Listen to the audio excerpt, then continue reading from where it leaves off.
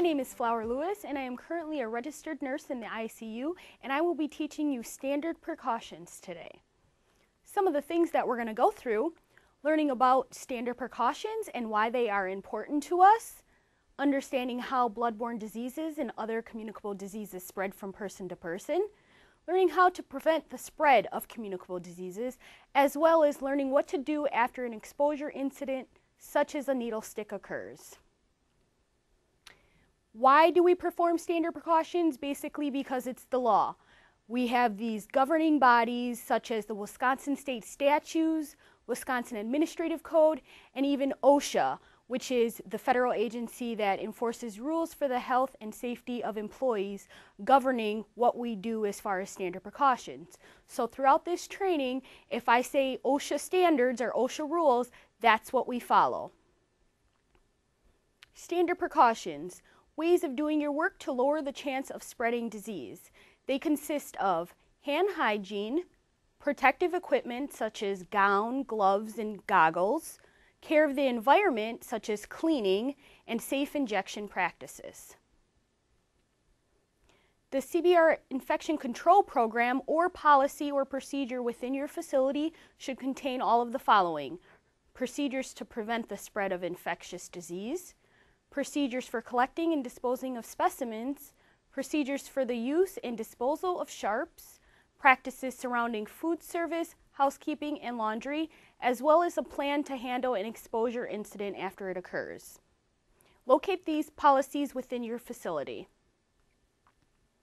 Bloodborne pathogens are basically materials in the blood that can spread from person to person. There are two different types of contact transmission: direct contact and indirect contact transmission.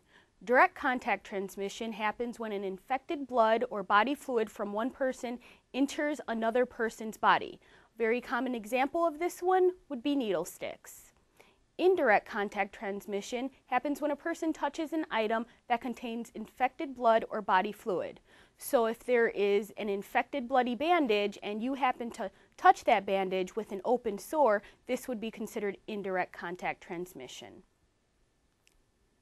Bloodborne pathogen examples: HIV, AIDS, hepatitis B, and hepatitis C. Communicable diseases are bloodborne and other diseases that can spread through contact between people. Now, communicable diseases can also be bloodborne diseases, such as hepatitis B, which is why we vaccinate for it. Some other examples would be things that they would either keep your kids home from school for, or perhaps if someone said they had this, you would say, "Stay away from me," being the flu, lice, pink eye, MRSA, commonly seen in hospitals, as well as C. diff, ringworm, measles, mumps. There's hundreds of other ones, but these are the most common. How do we protect against these diseases? Hand hygiene being the most effective way to prevent the spread of disease from person to person. Now, as you can see on this slide here, we have regular soap as being a good way to perform hand hygiene, but alcohol-based hand rub being the best.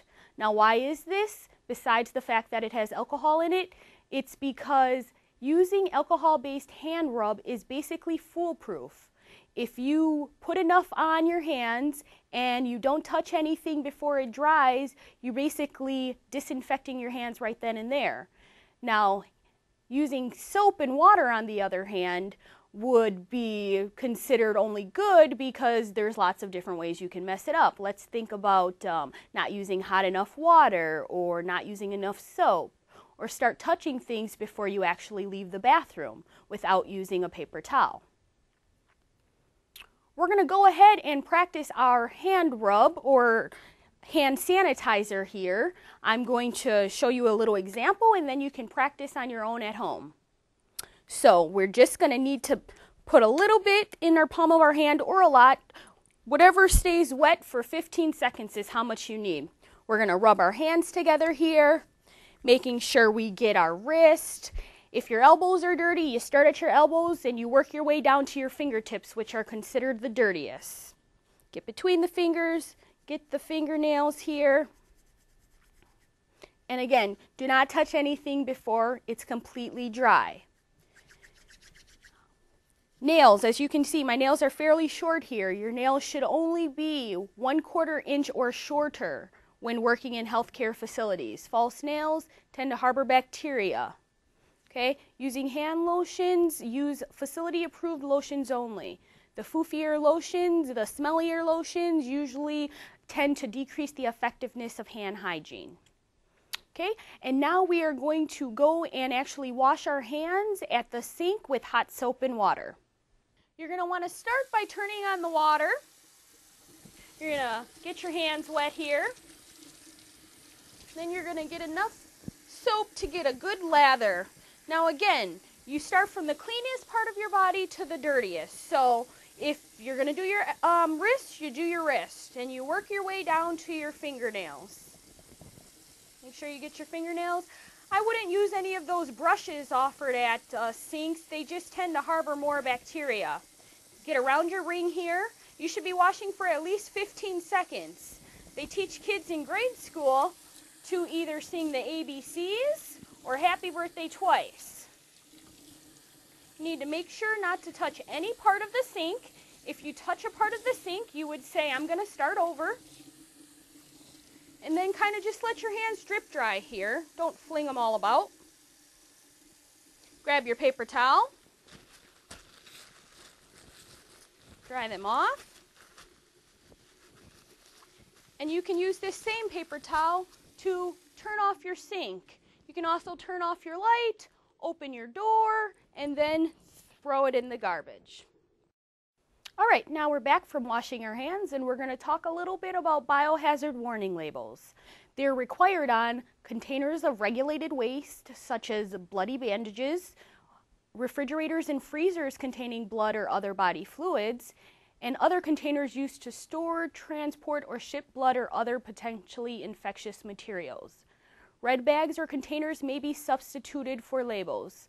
You will often see within the facilities, you will see the orange or red biohazard label on things that you transport blood or say labs in. Even the little urine cups are considered biohazard containers. Personal protective equipment, things we use to protect ourselves and others. Most commonly would be gloves. We also have gowns if someone is infected, a mask, or eye protection. Rules for wearing gloves. You need to wear gloves whenever you touch a blood or any other bloody or body fluid, care for an invasive device such as a catheter, have contact with items that could contain body fluids such as dressings, dirty laundry, dishes, or trash, moving from parts of the resident's body that could be contaminated to clean parts of the resident's body. You should always wear gloves that fit, never reuse gloves, and never use gloves on more than one resident. We're going to go through our example here of removing gloves to get a better understanding. Okay. Gloves are not a substitute for hand washing. You should still wash your hands before and after wearing gloves. All right, so I've got my gloves here. Now I want you guys to think of the most nastiest, most infectious, whatever you can think of in your minds, and you've got it all over your gloves, okay? So what you want to remember is you don't want to touch any part of the outside of the glove to any part of your skin. So we're going to start by just grabbing the inside of the glove right here, and we can just pull it off just like that. We don't want to wave it around or anything. We're going to clutch it in this hand to contain the infectious material. Now with your other hand, you want to take a finger, and it works best if you go backwards, and sort of pull that glove off. Now even if I get stuck, it's okay, because now we've got the inside of my glove, and I've contained all the infectious waste right in there. Okay? And then you can discard those appropriately. Let's talk about some more infectious materials. Specimens are basically samples of blood or other body fluids. Regulated waste, as I said before, are things such as bandages or tissues with blood or some other infectious material on them.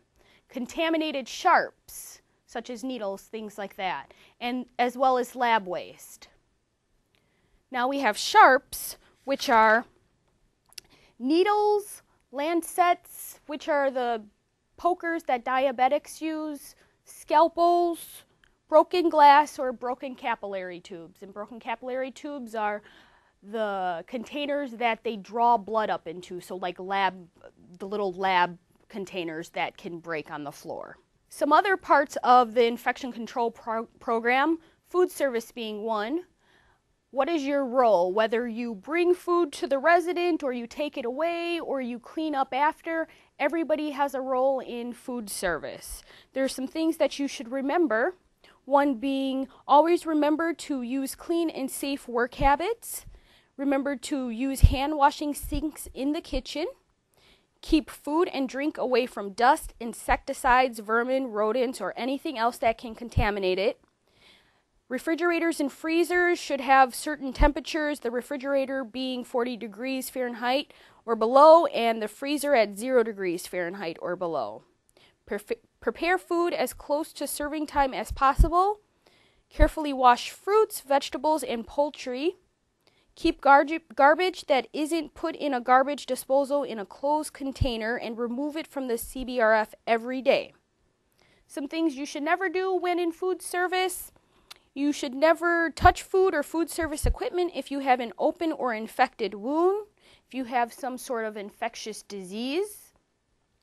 And you should also never have residents sharing reusable towels.